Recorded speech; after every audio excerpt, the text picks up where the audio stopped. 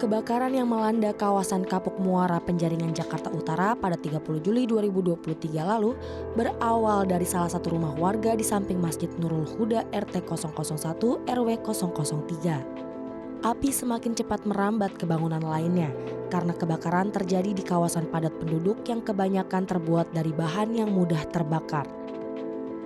Akibatnya sebanyak 400 rumah warga dan gudang pabrik hangus terbakar pada peristiwa kebakaran tersebut. Warga terdampak kebakaran untuk sementara harus tinggal di kawasan pengungsian.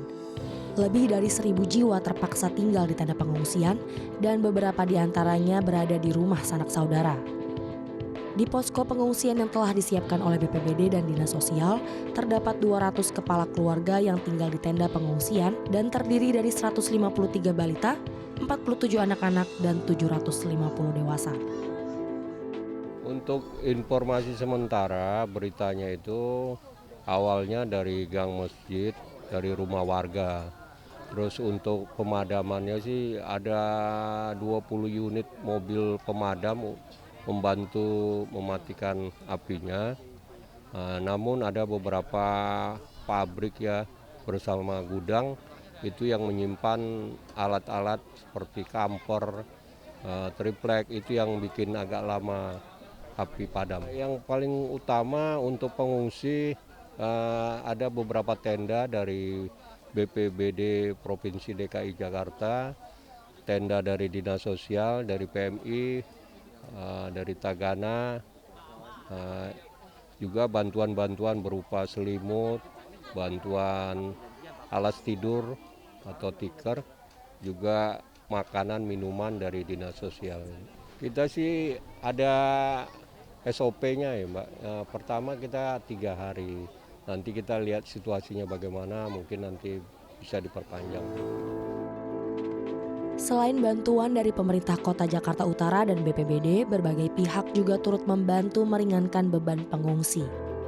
Di mana bantuan berupa makanan, bahan makanan, kebutuhan air bersih, hingga perlengkapan balita telah didistribusikan kepada warga di pengungsian yang tidak jauh dari lokasi kejadian. Namun warga mengaku masih membutuhkan bantuan berupa toilet umum dan air bersih.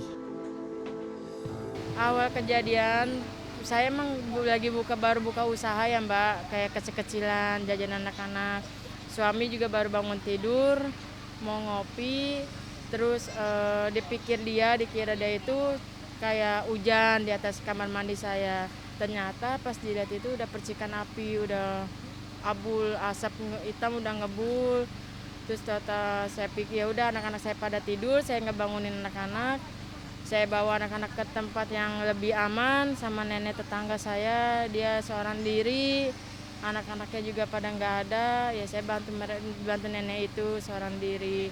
Pas saya balik lagi, pengen saya ambil kayak perabotan, baju seragam sekolah, atau yang ke bawah cuma sepatu sama tasnya saja. Buku, seragam itu tidak ke bawah sama sekali.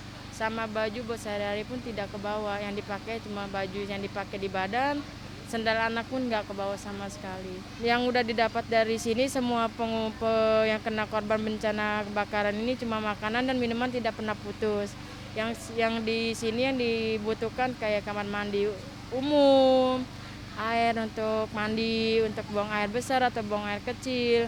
Nah untuk balita dan babynya yang dibutuhkan itu kayak pampers, susu. Kalau buat anak-anak kayak anak SD, sekolahnya itu kayak buku, seragam, tas, sepatu. Kalau untuk kamar mandi belum ada sih Mbak dari kemarin. Cuma ada kamar mandi yang udah kebakar tapi tidak ada airnya. Jadi kita kalau untuk buang air kecil pakai air dari aqua botol yang biasa kita minum dapat dari sini. Tapi kalau untuk buang air besarnya kita kadang numpang di tetangga yang nggak kena tapi nggak ada air sama sekali. Hingga saat ini belum diketahui pasti penyebab kebakaran yang terjadi di salah satu rumah warga tersebut. Peristiwa kebakaran masih dalam proses penyelidikan Polsek Penjaringan, Jakarta Utara. Valencia Vindi, Reski Adrian, DAI TV.